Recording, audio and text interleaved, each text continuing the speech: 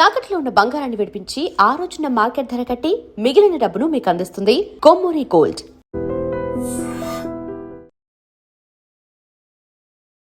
Sir నమస్తే అండి. నమస్తే సార్. సార్ గతంలో మనం మాట్లాడుకున్నప్పుడు బీజేపీ బెంగాల్ గెలిచిన తర్వాత చికెన్ నెక్ ధర చాలా స్ట్రిక్ట్గా ఉంటుంది, ఇటువంటి అటు పంపిస్తుంటారు. బీజేపీ ప్రభుత్వం ఏర్పడిన వెంటనే చాలామంది స్వచ్ఛందంగా వాళ్ళ దేశానికి వెళ్ళిపోయారని ఇవన్నీ మనం మాట్లాడుకున్నాం.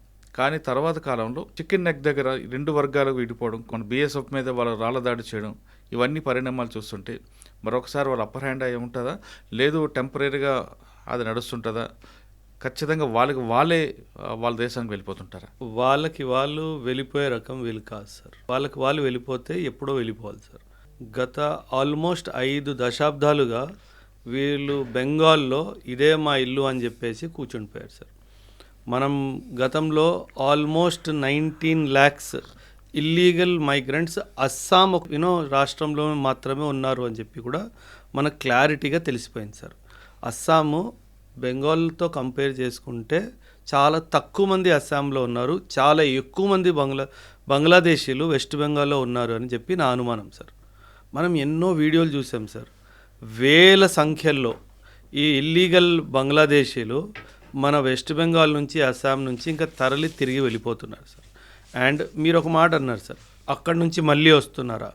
వచ్చే ప్రసక్తే లేదు సార్, ఒక్కడు కూడా రాడు సార్. అందుకే మనం చాలా పకడ్బందీగా ఫిజికల్ బార్డర్తో పాటు బీఎస్ఎఫ్తో పాటు డిజిటల్ బార్డర్ ఫెన్సింగ్ కూడా మొత్తం చేస్తున్నాం సార్. శాటిలైట్స్ అన్నీ ఆ ఏరియాస్ని చాలా క్లోజ్గా అబ్జర్వ్ చేస్తున్నాయి. డ్రోన్స్ ద్వారా సర్వేలెన్స్ జరుగుతుంది. అన్ని ఇంపార్టెంట్ ఏవైతే చోక్ పాయింట్స్ ఉంటాయో, ఎక్కడి నుంచి సాధారణంగా వీళ్ళు వస్తారో అవన్నీ బ్లాక్ చేయడం జరిగింది.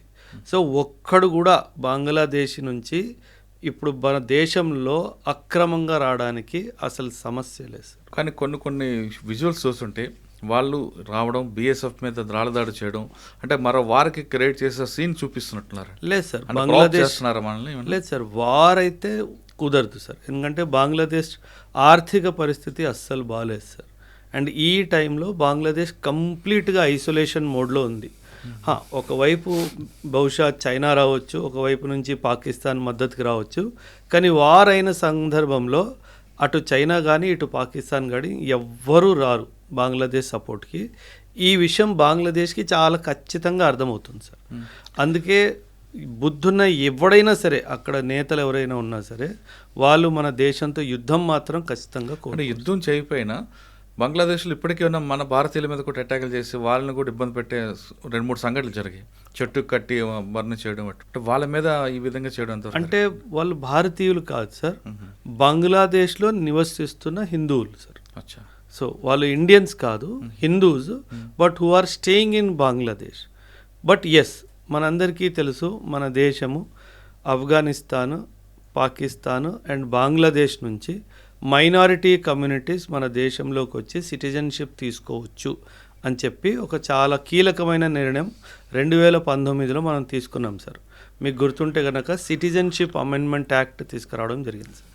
సో ఈ 3 దేశాలు, పాకిస్తాన్ కానీ ఆఫ్ఘనిస్తాన్ కానీ బంగ్లాదేశ్ నుంచి మైనారిటీ కమ్యూనిటీస్, అక్కడ నివసిస్తున్న హిందూస్ కానీ, క్రిస్టియన్స్ కానీ, సిఖ్స్ కానీ, జైన్స్ కానీ, పార్సీస్ కానీ వీళ్ళు రావచ్చు, మన దేశానికి రావచ్చు, ఇండియన్ సిటిజన్షిప్ కోరుకోవచ్చు అని. ఎందుకు ఇలా చేశారంటే సార్, చాలామంది దీన్ని కూడా విమర్శించారు సార్. హిందువులకి వీళ్ళు భూమి మీద ఎక్కడున్నా సరే మనం ఆశ్రయం ఇవ్వకపోతే ఎవరు ఇస్తారు సార్? ఇది మన దేశంలో జన్మించిన ఒక సంప్రదాయము, ఒక మతం కదా సార్. సో ఖచ్చితంగా విశ్వవ్యాప్తంగా ఈ కమ్యూనిటీస్, నేను పేర్లు తీసుకున్నాను కదా, సిక్కిజము మన దేశంలోనే జన్మించింది, బుద్ధిజము, జైనిజము ఇవన్నీ మన దేశానివి కాబట్టి సో వీళ్ళకి మనం ఇవ్వకపోతే ఆశ్రయం ఎవరిస్తారు? సో ఆ కోణంలోనే మన ప్రభుత్వం ఒక కీలకమైన నిర్ణయం 2019లో తీసుకుంది. సో ఆ తర్వాత చాలామంది మన దేశానికి రావడం జరిగింది. వాళ్ళకి మనం అఫీషియల్ ఛానల్స్ ద్వారా సిటిజన్షిప్ ఇవ్వడం కూడా జరిగింది.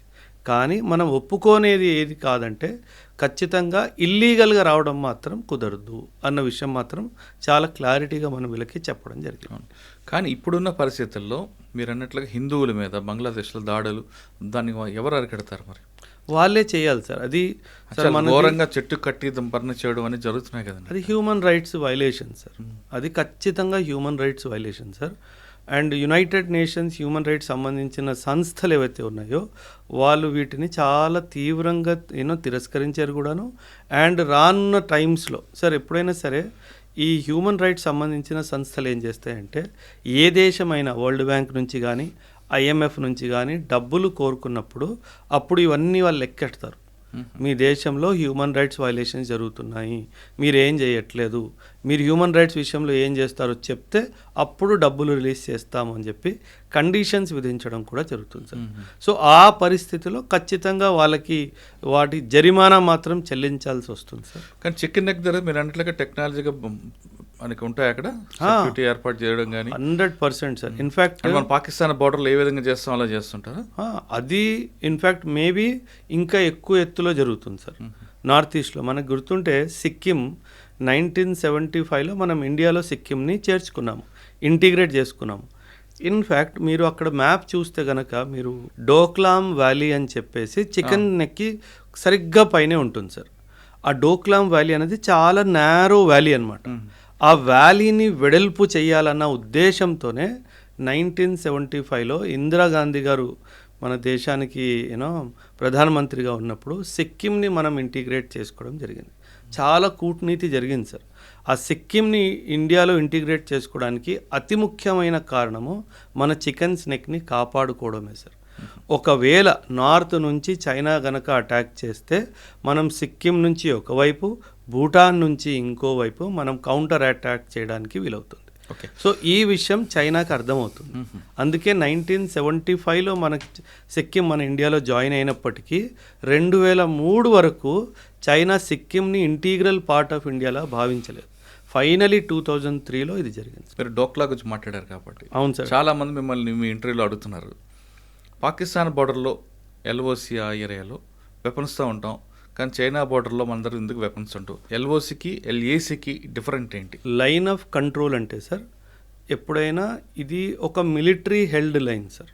Line of control is a military held line. Line of actual control ఏదైతే ఉందో సార్ అది మిలిటరీ హెల్డ్ లైన్ కాదు సార్. ఉన్నారు ట్రూప్స్ పోస్టెడ్ ఉన్నారు, కానీ పరిస్థితులు పాకిస్తాన్తో ఎలాగైతే దారుణంగా ఉన్నాయో అలా LACలో లేవు సార్.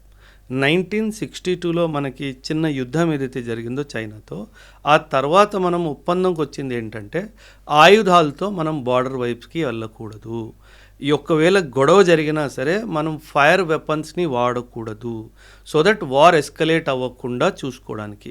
మీరు చూసుంటే కనుక సార్ JNKలో కూడా చైనా బార్డర్ ఉంది మనకి. మనం దెప్సాంగ్ వ్యాలీస్, పెంగాంగ్సో లేక్, ఇక్కడ మీకు గల్వాన్ క్లాషెస్ గుర్తుంటే కనుక మీరు చూస్తే అందులో లాఠీలతో కొట్టుకుంటున్నారు తప్పితే ఆయుధాలు ఎవరు వాడట్లేదు. ఎందుకంటే అదొక ఒప్పందం ఉంది కాబట్టి. సో దట్ ఒక చిన్న విషయము పెద్ద యుద్ధంగా మారకుండా ఉండడానికి రెండు దేశాలు కలిసి తీసుకున్న ఒక మంచి నిర్ణయం. కరెక్టే, కానీ రాబోయే కాలంలో మనకి చైనా నుంచి ఎక్కువ కనిపిస్తుంది కాబట్టి యుద్ధం వచ్చే అవకాశం ఉంది. ఇదే విధంగా మన కర్రలతోనో రాళ్ళతోనో చేతులతో కొట్టుకుంటే మరో పాకిస్తాన్లో తయారయ్యే అవకాశం ఉందని కొంతమంది sir. China is a much bigger enemy than Pakistan any day. మనకి ఎప్పటికైనా సరే సార్ పాకిస్తాన్ మనకి మనం పెద్దగా వాడి గురించి ఆలోచించాల్సిన అవసరం కూడా లేదు సార్. మనం ఆలోచించాల్సింది ఖచ్చితంగా చైనా గురించి సార్. సార్ ఎప్పుడైనా సరే మిలిటరీ శక్తి ఏంటో దీనికి 3 పిల్లర్స్ ఉంటాయి సార్. ఒక సోల్జర్ బార్డర్ దగ్గర నిల్చొని యుద్ధం ధైర్యంగా పోరాడుతున్నాడు అంటే దానికి 3 కారణాలు సార్. ఒకటి ఆ సోల్జర్ చేతిలో మనం ఇచ్చిన ఆయుధము, రెండవది సోల్జర్కి మనం ఇచ్చిన ధైర్యము, నీ దేశం నీతో పాటు ఉంది, నువ్వు ధైర్యంగా ఉండు, వీఆర్ సపోర్టింగ్ యూ అనేది. మూడవది పొలిటికల్ విల్ సార్. ఈ 3 ఉంటే కనుక ఖచ్చితంగా ఏ యుద్ధాన్ని మనం ఓడిపోం సార్. 1962 వార్ ఏదైతే చైనాతో జరిగిందో అది ఓడిపోవడానికి కారణం సైనికుడు కాదు, సైన్యం కాదు. It was a political and diplomatic failure sir. It was a political and diplomatic failure. So China is the bigger enemy than Pakistan any day to India sir. Pakistan గురించి మనం పెద్దగా ఆలోచించాల్సిన అవసరం కూడా లేదు. కానీ మరి వెపన్తో ఉండొచ్చు కదండి ఇప్పుడు నుండి, అప్పుడు సడన్గా అవసరం లేదు కదా సార్. ఎందుకు సార్? వెపన్ ఎప్పుడైనా సరే గుర్తుపెట్టుకోండి సార్, ఇది బ్యాటిల్ ఫీల్డ్ని ఇంటెన్సిఫై చేస్తుంది.